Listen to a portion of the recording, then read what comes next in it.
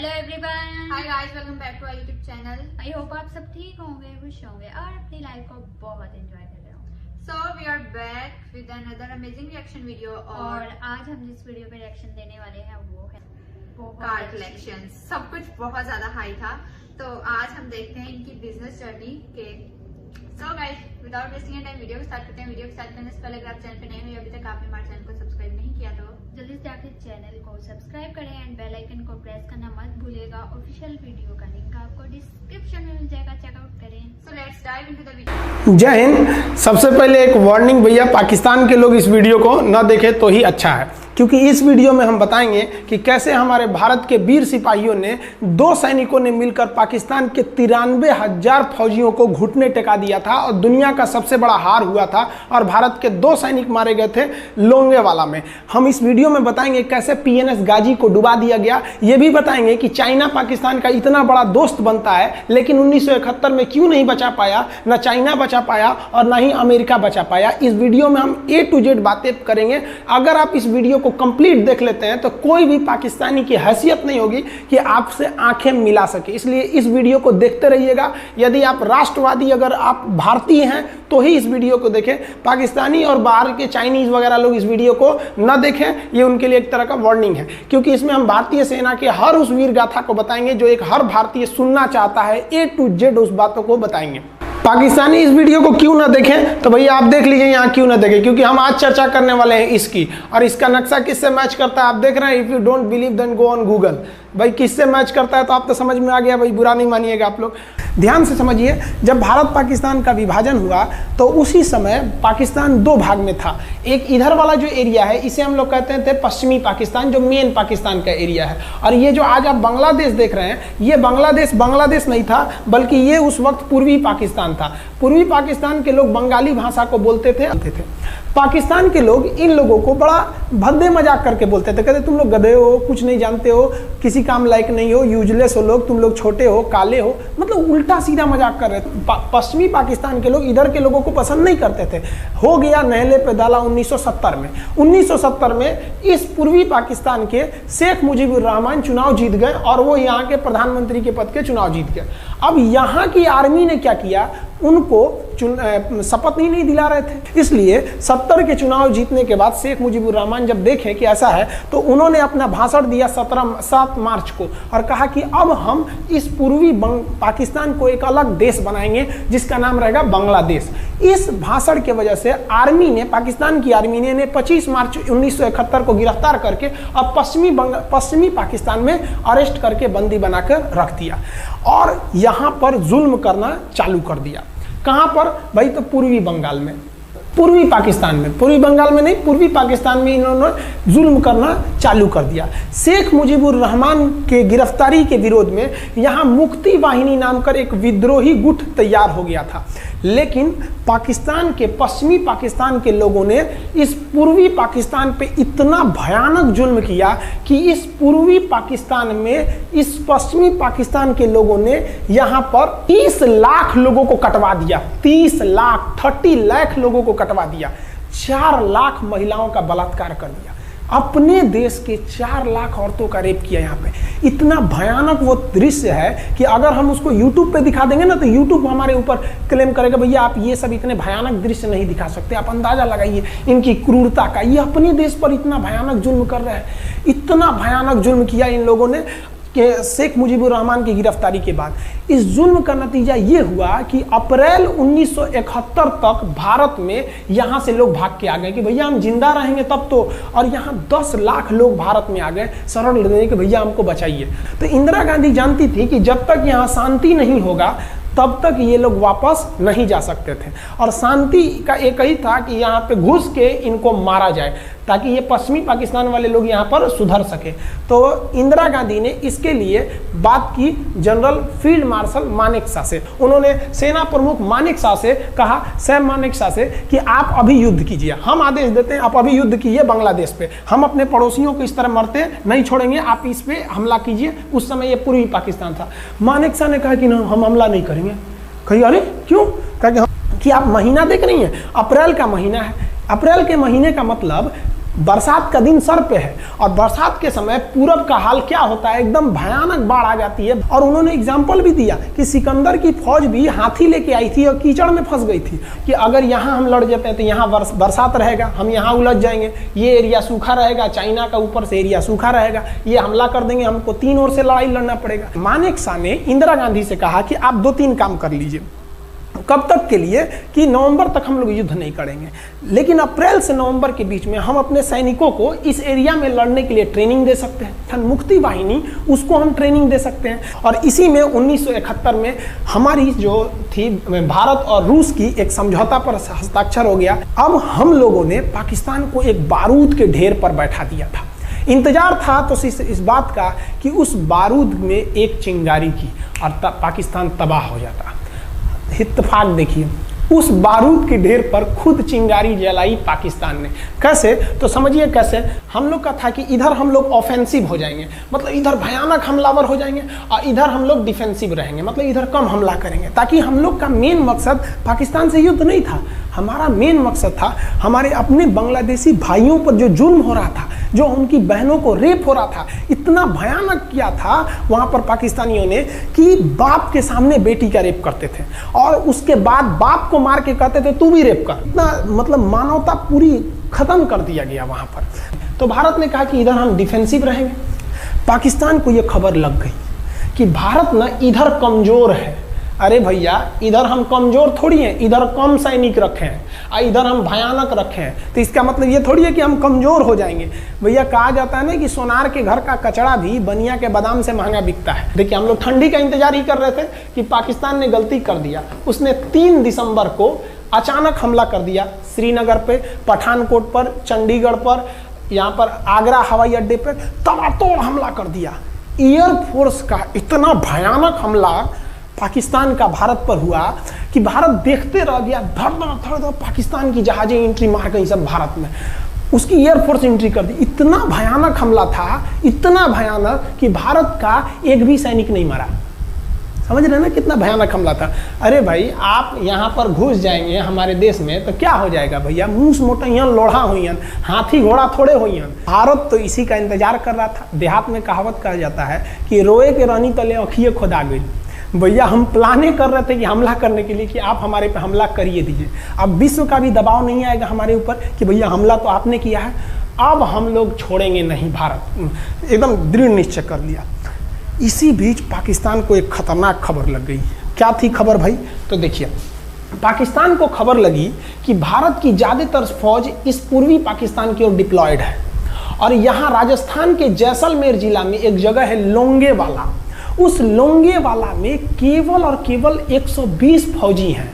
और अगर पाकिस्तान ने सोचा कि 120 फौजियों को हम रातों रात मार देते हैं तो उस समय एयरफोर्स रात में लड़ाई नहीं कर सकती थी, इसलिए इन्होंने लोंगेवाला में एंट्री मार दी। पूरी भयानक टैंक लेकर, फौज लेकर, इन्फेंट्री लेकर, और उसको वो लोग लोंगेवाला में घुसने के लिए चल दिए।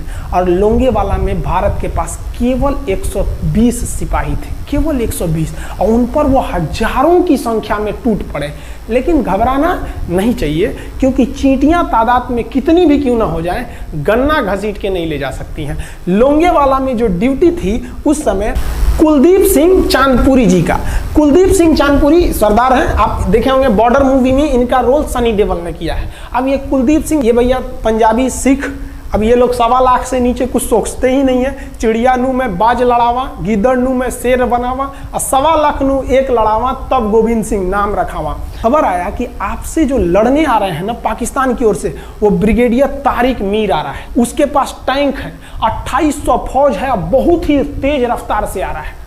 आपके पास केवल 120 जवान है कुलदीप सिंह, आप पीछे हट जाइए, आप पीछे हट जाइए, क्योंकि आपको हम ना, आप बहादुर हैं इसमें नो डाउट, लेकिन आप कैसे लड़िएगा उतनी भयानक फौज के पास से। यहाँ उन्होंने कहा खालसा सिख नहीं हट सकते, हम दिखा देंगे कि हम 120 भी उन पर क्या पड़ेंगे, भारी पड़ेंगे। इनके पास ना ही टैंक को उड़ाने के लिए कोई संसाधन थे, टैंक को मारने के लिए एक जीप पर लगा हुआ छोटा सा तोप था, और इनके पास 3 ठो माइंस लगे थे। माइंस समझते हैं आप लोग, टैंक जो होता है ना बम, उसको उड़ाने के लिए माइंस लगाए जाते हैं। तो देखिए ध्यान से, ये है माइंस, ये माइंस होते हैं। इस पर अगर टैंक चढ़ता है ना तो टैंक ब्लास्ट कर जाता है। तब इन्होंने दिमाग लगाया, इन्होंने क्या किया, जो खाली रेगिस्तान था ना उसमें ना आगे की ओर 3 ठो ओरिजिनल माइंस को लगा दिया, और जो खाना खाने वाला टिफिन होता है ना 4 खंडे वाला, इसे उस टिफिन को इन लोगों ने रातों रात ना बिछा दिया ऐसे लाइन से। देखिए लाइन से पाकिस्तान की टैंक आई तो शुरुआत में तो भैया ओरिजिनल माइंस था, धड़ाम से लगा, पाकिस्तान की टैंक उड़ गई। पाकिस्तान का एक टैंक उड़ा, फिर दूसरा उड़ा, तीसरा उड़ा, पाकिस्तानी एकदम डर गए सब। ब्रिगेडियर तारिक मीर कहें कि भैया यहाँ तो माइंस लगा के रखा है इन लोगों ने, एक काम करो इंजीनियरों को बुलाओ, पूरा माइंस निकालो।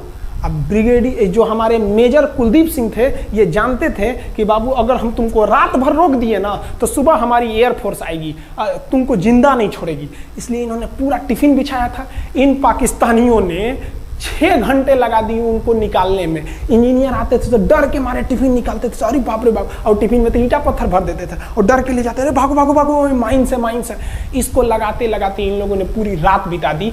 3 बज गया, 3 बजे इनको पूरा सन्नाटा दिखा कि भैया ये तो टिफिन है, ये रेगिस्तान में ये तो टिफिन है। अब उन्होंने कहा कि आदेश दिया कि हमला करो, तो कुलदीप सिंह जो थे चांदपुरी, उन्होंने बालू के बीच में ऐसे गड्ढे बना रखे थे और अपने फौजियों को ना 2 किलोमीटर एरिया में बिछा दिया था, एक उधर एक इधर एक इधर, तो चारों ओर से फायरिंग होती थी। पाकिस्तानियों को लगी ना कि भैया हमको गलत इंफॉर्मेशन मिल गया है, 120 गो मिल के ऐसे थोड़े मारेगा सब। सोच रहा हूँ उधर से गोली इधर से गोली, धड़ाधड़ बम गोला दारू सब चल रहा है यहाँ पर, इतना भयानक कहीं कोई 120 आदमी मिल के ऐसे मारता है? नहीं भाई, इतना भयानक सुनसान एरिया में कहाँ से कौन मार रहा है, एकदम तबाही मचा दिया। कुलदीप सिंह चांदपुरी ने क्या तबाही मचाया था आप देखना चाहते हैं तो देखिए उन लोगों ने क्या तबाही मचाया था। ये है पाकिस्तान का टैंक, ये धज्जी उड़ गया था टैंक का, थुथुर तूर दिया इसका यहाँ पे। ये देखिए टैंक का, पाकिस्तानी देख रहे हैं कि भैया सब चक्का उक्का फेंका गया। बताइए ये चांदपुरी साहब को ऐसा करना चाहिए? ये कोई वीडियो गेम खेल रहे हैं? मार के धज्जी उड़ा दिया। अरे पाकिस्तान बच्चा है, अपने बच्चा है, बिगड़ गया, आराम से मारिए। ऐसे एकदम धज्जी उड़ा दिए हैं बेचारा सबको।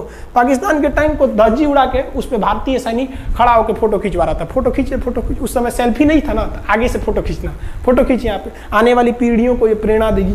बताइए इतना सुंदर गाड़ी लेके आया था पाकिस्तान मारने के लिए, हाँ बेचारा ऐसे मारा जाता है? हाँ अरे ब्रिगेड मेजर साहब आप भी, बच्चा है, बच्चा को थोड़ा आराम से मारिए। देखिए इसका थोबड़ा बिगाड़ दिया गाड़ी का, ओहो ऐसे नहीं मारना चाहिए। लेकिन क्या कीजिएगा, बच्चा बिगड़ जाता है तो धोना ही पड़ता है। ये हाल कर दिया रात भर में। सोचिए रात में इतना बुरा मारा, दिन में दिखता तो पूछ डाल रहा पूरा, एकदम भयानक तबाही मचा दिया मेजर कुलदीप सिंह चांदपुरी ने। इनके आगे कौन खड़े थे? ब्रिगेडियर पाकिस्तान के ब्रिगेडियर साहब। ब्रिगेडियर साहब को कहने लगी भैया ये तो बहुत बुरा मार रहा है सब। तब तक हो गया सुबह, और सुबह के वक्त हमारे जो हंटर जहाज थे, उस समय जो जहाजें थी वो हंटर जहाज थी। ये हंटर जहाजें रात में नहीं उड़ सकती थी लेकिन दिन में उड़ सकती थी। रात भर तक कुलदीप सिंह चांदपुरी ने ऐसा कूचा पाकिस्तानियों को, इतना कूच दिया कि भोर हुआ तो बाकी का कसर पूरा कर दिया हमारे हंटर विमानों ने। ये हंटर विमान जब आए सब तो इतना भयानक तबाही मचाए सब पाकिस्तान के जहाजों का कि आप हुलिया देखेंगे ना, पाकिस्तान के टैंक का ऐसे पड़ गया। ये सब टैंक पूरा तबाह हो गया है, सब पूरी तरह ध्वस्त हो गया इतनी भयानक युद्ध में। 3 तारीख को पाकिस्तान ने हमले की शुरुआत की और ये 4 तारीख का शकल देखिए पाकिस्तान का। इतना भयानक धज्जी उड़ा दिया पाकिस्तान का जिसका कोई हद नहीं।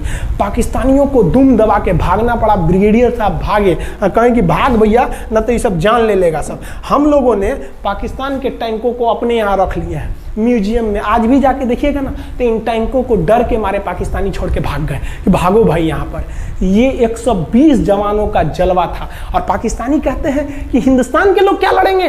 अरे भैया हम चीन पे वीडियो बनाए थे, आप पे नहीं बनाए थे, जो आप लोग हम लोग को बोल रहे थे कि पाकिस्तान हिंदुस्तानियों की औकात नहीं। देखिए अभी हम आपको औकात दिखाते हैं आपकी। ये आपका टैंक है, आके ले जाइए, हिम्मत है तो लेके जाके दिखाइए यहाँ पर। हाल तो ये हो गया था ना कि हम लोगों ने जो पाकिस्तानियों की जान ली थी ना, डर के मारे वो लाश उठाने नहीं आए थे, लाश को गिद्ध खा गए थे सब। हम लोग बोल रहे थे कि भैया हम गोली नहीं चलाएंगे, लाश लेके चल जाओ। हम नहीं जाएंगे, तुम लोग रेगिस्तान को कब्रिस्तान बना दिए हो। रेगिस्तान को कब्रिस्तान हम लोग हमला करने आए थे, शुरुआत तो तुमने किया था यहाँ पे।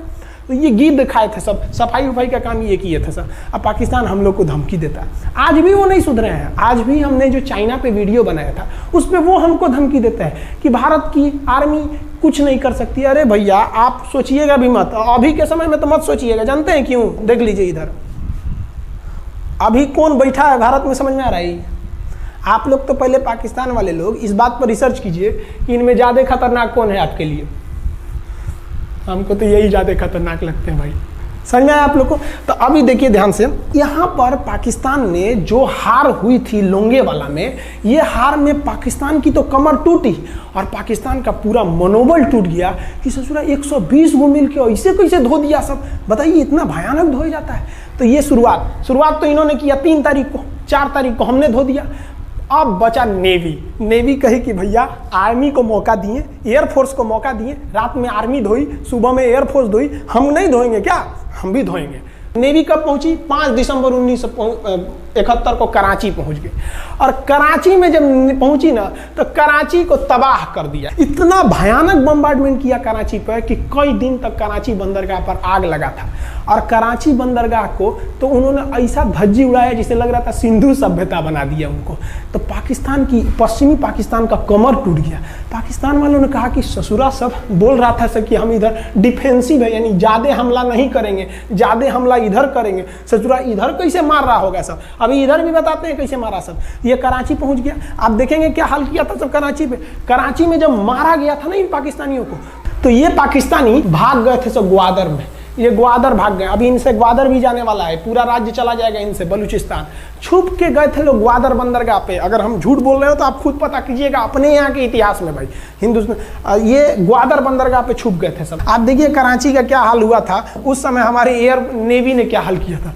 पाकिस्तान का जितना जहाज बस मिल जाए कि भैया ये जहाज किसका है, तो भैया जब पता चले कि भैया ये जहाज पाकिस्तान का है, ये हाल हो जा रहा था जहाज का।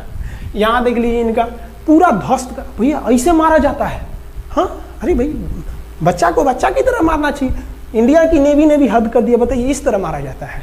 हाँ यहाँ देख लीजिए पूरा का पूरा धज्जी उड़ा दिया इन लोगों को। अरे भाई बच्चा है, बिगड़ गया है तो थोड़ा सा आराम से ना मारिएगा, कि देख रहे हैं इस तरह से मारा पूरा पाकिस्तान के। कराची बंदरगाह उड़ गया, तो पाकिस्तान का तो इधर से तो पूरा का पूरा धज्जी उड़ा दिया।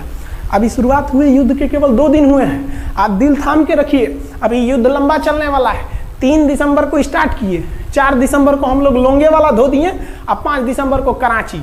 अब पाकिस्तान ने ना भारतीयों को तबाह करने के लिए भारत का सबसे खतरनाक जहाज था INS विक्रांत। INS विक्रांत को बर्बाद करने के लिए ना इसने यहाँ से भेज दिया INS PNS गाजी को। गाजी एक पनडुब्बी थी, उसको आदेश दिया गया कि जाके मार के आओ, किसको? विक्रांत को, क्योंकि अगर विक्रांत जहाज डूब जाता तो वाकई उस समय हमको युद्ध जीतने में बहुत दिक्कत आ जाती। तो ये गाजी कैसे डूबा, इसको हम लोग एगो खराब जहाज से मार दिए। तो अब इधर समझते हैं कि जब उधर इतना भयानक धोए तो इधर कितना बुरा धोए होंगे, इसको बारे में हम लोग समझते हैं। भारतीय सेना अब पूरब की ओर क्या क्या काम की, इसको ध्यान से समझिए। ये मुक्ति वाहिनी जो थी बांग्लादेश की, वो अंदर ही पाकिस्तानी फौजियों को मार रही थी गली कुची में दौड़ा दौड़ा के, क्योंकि इन पाकिस्तानी फौजियों ने वहां पर रेप किया, मर्डर किया और इनका साथ दे रही थी इधर से हमारी इंडियन आर्मी और ऊपर से हमारा एयरफोर्स। ये तबाह कर दिए थे, इनको भागने के लिए भी जगह नहीं था। और इसी में इनका सबसे बड़ा सरदर्द बन गया था इंडियन नेवी, क्योंकि इनको जो मदद थी, देखिए ये पूर्वी पाकिस्तान है, इनको मदद जब भी मिलेगी तो इधर से ही मिलेगा। अब बताइए यहाँ से तो कोई जाएगा नहीं, बेवकूफ़ भी नहीं होगा जो इधर से मदद करने जाएगा। रास्ते में ही एयरफोर्स मार के गिरा देती थी, ट्रक वगैरह जाएगा नहीं, तो नेवी से ये इन लोग मदद देते थे। भैया यहाँ पे जो इनके फौजी लड़ रहे थे उनको खाना पीना भी खत्म हो गया था। अब इनको बर्बाद कर दिया भारत। INS विक्रांत, INS विक्रांत उस समय का बहुत बड़ा जहाज था इस साउथ एशिया के देशों का, और यहाँ से उस इतना बड़ा जहाज था कि उसके ऊपर से लड़ाकू जहाजें उड़ती थी। वो एयरफोर्स यहाँ से भी बम मारता था, मिसाइलें मारता था, ऊपर से लड़ाकू जहाजें और हेलीकॉप्टर छोड़ देता था, जो ताकि मुक्ति वाहिनी को कोई दिक्कत ना है। मुक्ति वाहिनी मारती थी और आर्मी पूरी तरह से उसने यहाँ से हमारा विक्रांत ने चटगांव बंदरगाह को तबाह कर दिया। अब बांग्लादेश का देखिएगा वर्तमान में, उस समय तो पूर्वी पाकिस्तान था, ये चटगांव उस समय पाकिस्तानी आर्मी नेवी का एक बहुत बड़ा केंद्र था। इधर हम लोग ने उड़ा दिया कराची, इधर उड़ा दिया हम लोग ने चटगांव। अब मुक्ति वाहिनी को कोई खास दिक्कत नहीं आ रहा था। अब पाकिस्तान ने कहा कि हर हाल में इस विक्रांत को बर्बाद करो। देखिए ये विक्रांत है, विक्रांत जहाज जो था इस पे से इसके ऊपर देखिए आपको लड़ाकू जहाजें दिखेंगी। पीएनएस गाजी को क्या आदेश दिया गया था भाई कि तुमको जाना है और इस विक्रांत को बंगाल की खाड़ी में जाने के बाद इसी में डुबा देना है। अब पाकिस्तान वालों का इतना दिन तो अच्छा था नहीं, भारतीय खुफिया एजेंसी को पता चल गया कि पाकिस्तान की पनडुब्बी वो समुद्र के अंदर अंदर चलती है, उसको साइलेंट किलर कहा जाता है। पाकिस्तान की पनडुब्बी चल दी है पश्चिमी पाकिस्तान से बंगाल की खाड़ी की ओर, ये अरब सागर से बंगाल की खाड़ी की ओर चल दिया।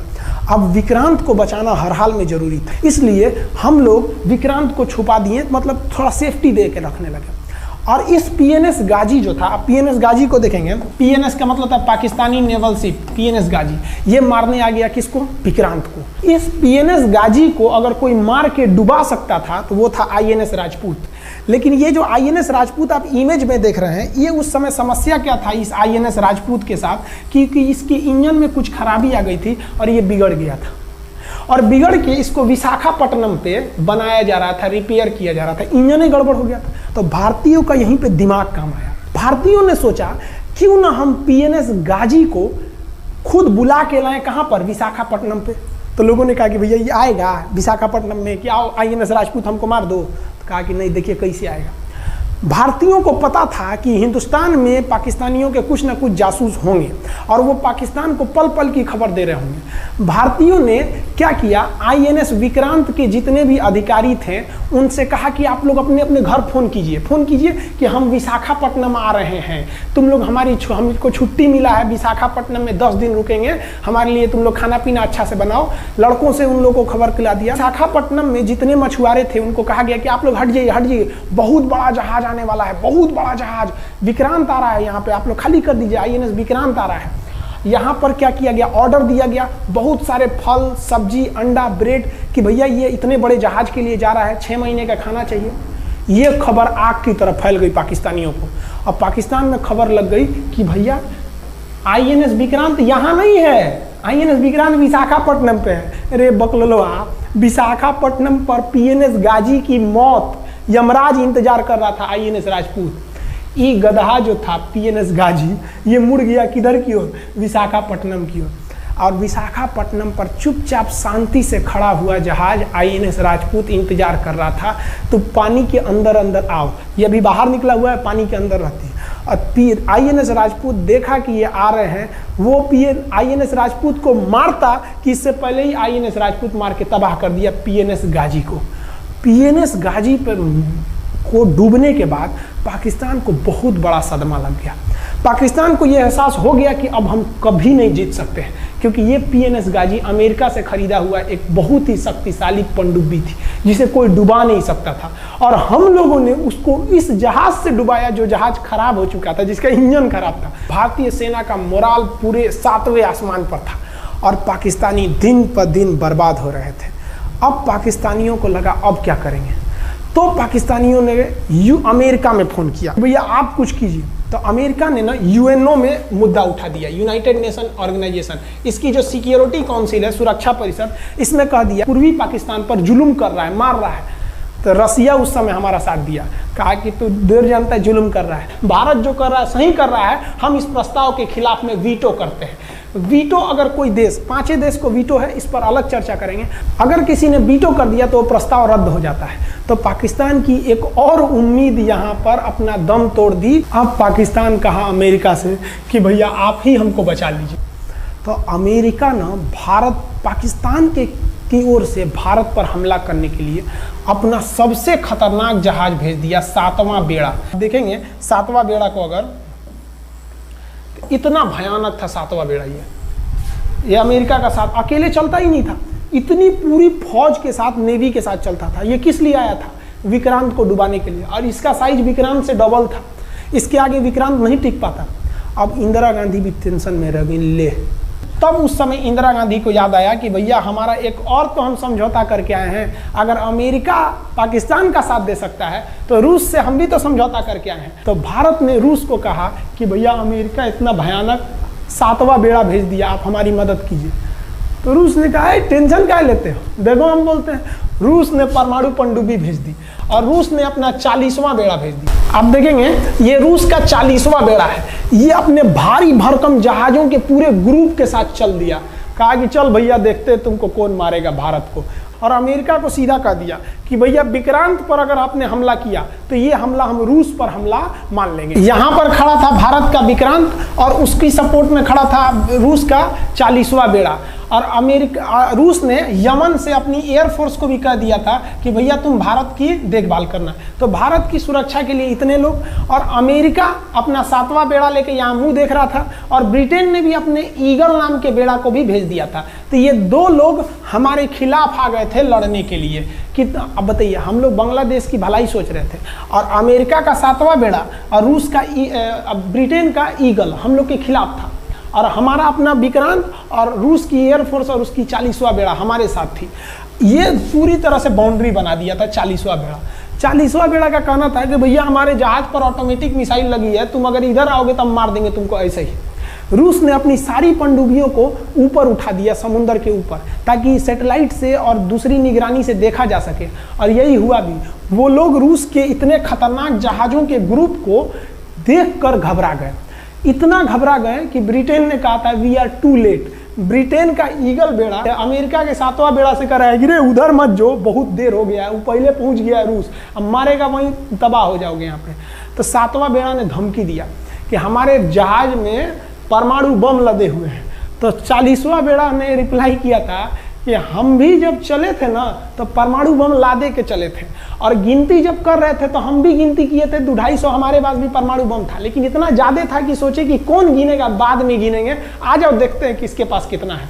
तो रूस ने हमसे सच्ची दोस्ती निभाई थी, और इधर शेख मुजीबुर रहमान की जो मुक्ति वाहिनी थी वो अपना काम कर रही थी। अब भारत आर पार की लड़ाई में था। पाकिस्तान हर मोर्चे पर हारते जा रहा था। भारत सरकार ने पाकिस्तान पर मनोवैज्ञानिक दबाव बनाने के लिए निर्मलजीत सिंह अरोड़ा ने एक प्लान बनाया। उन्होंने एयरफोर्स को पूर्वी पाकिस्तान यानी जो अभी बांग्लादेश है तो ढाका के ऊपर एयर ड्रॉप करा दिया, हवाई जहाज से सैनिकों को उतार दिया, और उन सैनिकों के भेष में उसमें सैनिक कम थे और उसमें केवल पुतलों को नीचे उतारा गया था। ये केवल इंडियन आर्मी जान रही थी कि पुतला नीचे उतरा है सर, लेकिन मीडिया ने तो इसको खबर को आग की तरह फैला दिया। और इसमें हम धन्यवाद देना चाहेंगे हाथ जोड़कर BBC न्यूज का। और BBC ने ये छाप दिया कि इंडियन एयरफोर्स ने ढाका पर 5000 एयर ड्रॉप करा दिया फौजियों को। अब ये गली गली खोज खोज के पाकिस्तानी फौजियों को मारेंगे कि तुम क्यों मार रहे हो हमारे बांग्लादेशी भाइयों को। और बांग्लादेश की मुक्ति वाहिनी वैसे ही उनके पीछे पड़ी हुई थी पाकिस्तानियों के।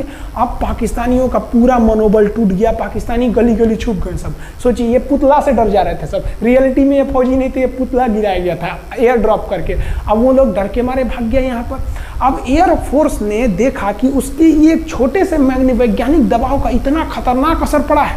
एयरफोर्स ने कहा कि अब एक काम करते हैं, अब आर पार को अब ठोक डालते हैं पाकिस्तान को, अब जो होगा सो देखा जाएगा। एयरफोर्स ने बांग्लादेश के जो गवर्नर थे उनके घर पे हमला कर दिया। अब वो घर में नहीं थे, वो तो बच गए।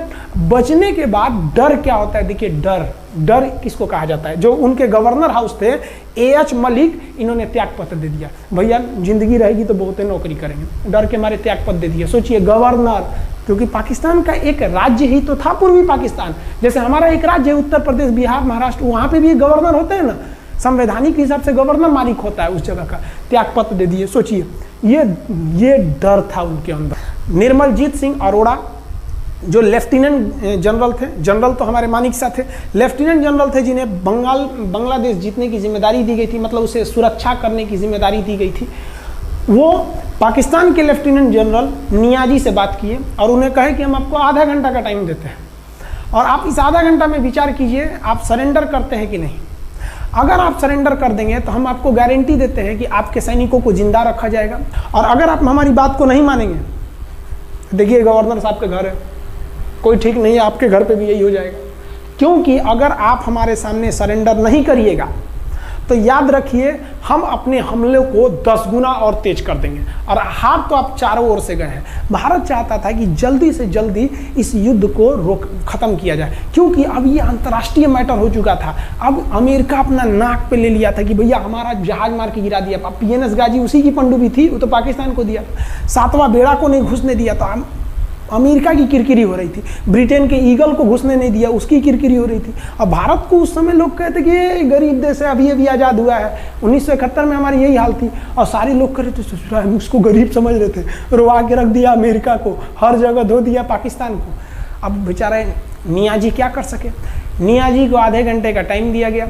16 दिसंबर 1971, याद रखिएगा दिन, 16 दिसंबर 1971। ये हमारे इतिहास का 13 दिन के युद्ध में हमने पाकिस्तान को धूल चटा दिया था, क्योंकि 3 दिसंबर को पाकिस्तान ने युद्ध स्टार्ट किया था और 16 दिसंबर को हम लोगों ने जनरल नियाजी से आत्मसमर्पण करवा लिया।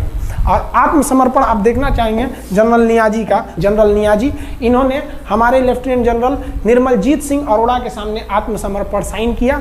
और साइन करने के बाद बांग्लादेश के ढाका रेस कोर्स में इन्होंने साइन किया और इनकी आंखों में आंसू था। एक देश के सेनापति के लिए इससे शर्म की बात क्या है, जो गिनीज बुक में नाम रिकॉर्ड करा दिया। गिनीज बुक में कैसे? देखिए, पाकिस्तान के लोग हम चाइना के वीडियो बनाए थे, उस पर कमेंट कर रहे थे कि इंडियन आर्मी कुछ नहीं कर सकती। देखो, बांग्लादेश तुम्हारी बहादुरी का जीता जागता उदाहरण है।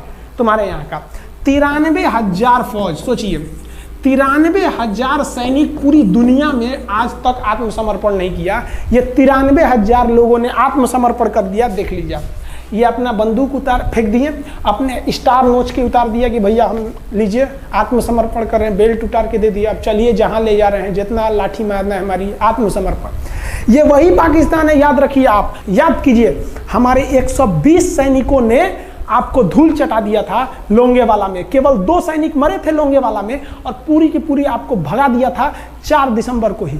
और आप याद कीजिए, बहुत बहादुर बनते हैं ना। 93,000 फौज आपकी हार के गई है यहाँ से। इतना बड़ा हार दुनिया में आज तक कहीं का नहीं हुआ है। 93,000 सैनिक सरेंडर करके गए हैं भारत के सामने से। क्या बात कीजिएगा आप हमारे सामने। तो ये है, गिनीज बुक में नाम है। ये तो है भैया पाकिस्तान की आर्मी, एक तरह से गिनीज बुक में नाम है ना जी।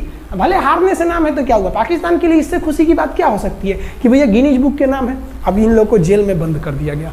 बाद में हम लोगों ने इन्हें छोड़ भी दिया था। और इस सरेंडर के बाद बांग्लादेश के जो मुक्ति वाहिनी थी, उसके चेहरे पर ये मुस्कान थी कि बांग्लादेश अब स्वतंत्र हो गया।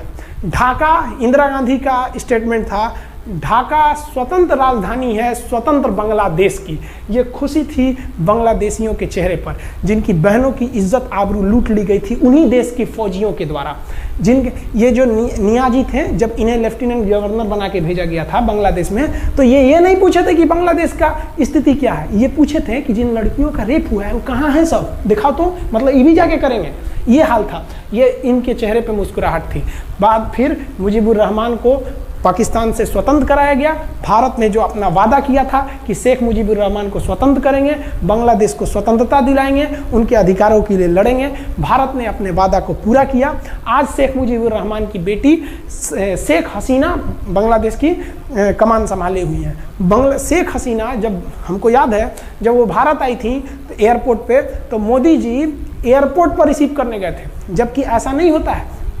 शायद ही बांग्लादेश की प्रधानमंत्री को पूरी दुनिया में कोई बड़े देश का राष्ट्रपति रिसीव करने जाए, प्रधानमंत्री रिसीव करने जाए। तो भारत अपने पड़ोसियों का इतना ख्याल रखता है, चाहे वो नेपाल हो, भूटान हो, सबके साथ। अभी हाल फिलहाल में नेपाल के लोग थोड़ा गुस्सा हैं लिम्पियाधुरा काला पानी को लेके, लेकिन ऐसा नहीं है कि हमारा नेपाल के साथ कोई खराब रिश्ता है। हमारा नेपाल के साथ रोटी और बेटी का रिश्ता है।